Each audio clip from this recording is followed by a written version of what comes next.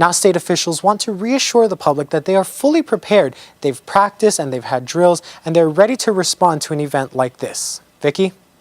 Dillon Ancheta at the Emergency Management Agency headquarters in Honolulu. Thank you.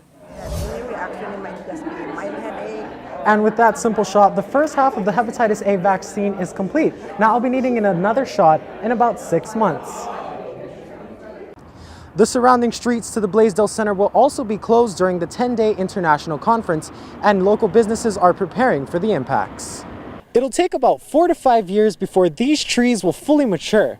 These Leyland cypress trees are just one of the many varieties here at the Wahiawa Christmas Tree Farm.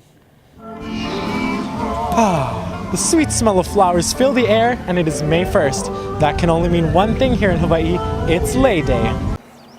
Plagued with pollution. Coming up, we'll tell you about the city's plans to clean up the Alawai Canal. 4 days after 13,000 gallons of sewage spilled into the Alawai, signs warning of the contamination are still posted. But some beachgoers say the signs just aren't enough. Now, collecting the seeds of an ohia tree is no easy task. The incredibly small seeds are found in the stems to the blossoms. Now, tomorrow's going to be a busy day for election officials. They tell me that they've prepared over 1 million ballots for tomorrow's primary. And the least busiest time for you to cast your ballot would be mid-morning and right after lunch. At just 52 years old, DeMont Connor is fighting for his life. It came as a total, complete shock.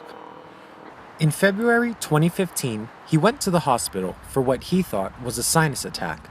Doctors found out it was much worse. Then they said, we're going to have to put you in the hospital. We're going to admit you into the hospital. I said, for what? And they said, well, you have chronic myelogenous leukemia. He was in emergency care that evening. For the next 2 years, Connor would undergo harsh chemo treatments that eventually took a toll on his body. My mouth was all burnt. My throat was burnt because chemo is a poison, yeah? I was puking my guts out. Everything was bad. Until he realized that's not how he wanted to live. He eventually stopped his chemotherapy. When people say, wow, you cut your chemotherapy, you like die. I said, no, I'm not choosing to die. I'm choosing to live.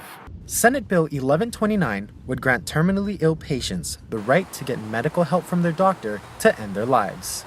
And Connor supports the measure's intent. It's giving you the choice to avoid needless suffering. Religious groups and pro-life organizations have taken a stance against the bill, saying it will destroy life and put patients at risk for abuse. Now, the bill is over 30 pages long, and there are safeguards within the measure to protect patients. Safeguards include getting a second doctor's opinion, the right to cancel at any time, and patients must be in the right state of mind when making the decision. A recent study found just over 76% of Hawaii residents polled support medical aid in dying. Governor David Ige tweeted his support, saying, "If that bill comes to my desk, I most definitely will sign it." And that support is promising for DeMont Connor as he decides how he lives and how he dies. Every single person has the right to choose. A committee has since deferred the measure, but there is no doubt discussion will continue. Dillon Ancheta, UHM-TV. The Alawai Canal. At times it sort of has a bathroom smell. Canoe clubs use it to paddle, even though water quality isn't the best. Paddling in a canoe, great. Paddling in the water, not too great. I wouldn't swim in it. If you drive by the canal or walk along its banks, you might see some of the pollution that plagues the water. Plastics, a tire, and even an exercise ball all somehow ended up in the canal. Below the water is no better.